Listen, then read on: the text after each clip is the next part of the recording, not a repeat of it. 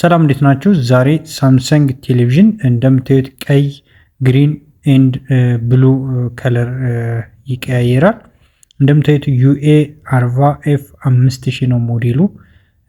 ይሄ ቴሌቪዥን እንደምታዩት ፓወር ሰጠን ቼክ በምናደርግበት ጊዜ ይሄ በባክላይት ድራይቨር ስለሰራ ነው እንደዚህ የሚሆን። ነጭ፣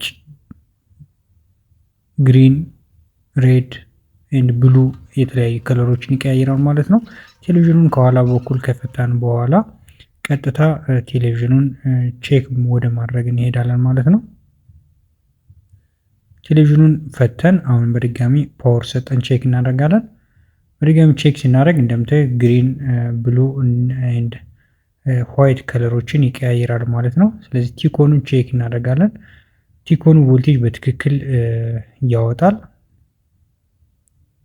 የምንፈልገውን ቮልቴጅ እናገኛለን። ነገር ግን እንደዚህ አይነት ቴሌቪዥኖች አንዳንድ ጊዜ እንደዚህ ካረጉባችሁ የቲኮን ችግር ስለሚሆን በሌላ ቲኮን ቼክ ማድረግ ይኖርባቸዋል ማለት ነው። እንደምታዩት እኔ የሌላ ቲኮን ስለነበረኝ ተመሳሳይ የራሱ ሞዴል ተመሳሳይ ነው።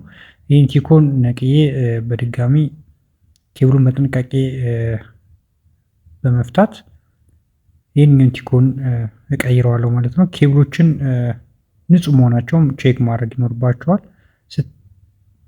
ቲኮን ስትቀይሩ ይህንን በትክክል ማስገባታችሁን ቼክ አድርጉ። ምክንያቱም ኬብሉ ሊጎዳባችሁ ስለሚችል ማለት ነው።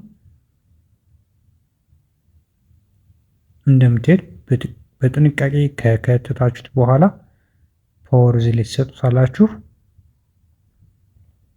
ማለት ኬብሉን የቦርዱን የሚያገናኘውን ኬብል ትሰኩትና ፓወር ትሰጡታላችሁ። ፓወር ሰጣችሁ ቼክ በምታደርጉበት ጊዜ እንደምታዩት ጽድት ብሎ ሰርቶልናል ማለት ነው። ስለዚህ የዚህ ቴሌቪዥን የቲኮን ሶፍትዌር ችግር ነበረበት ማለት ነው። እኔ ቲኮን በመቀየር አስተካክየዋለሁ። እንደዚህ እያደረጋችሁ ማስተካከል ትችላላችሁ። ሰላማችሁ ይብዛ።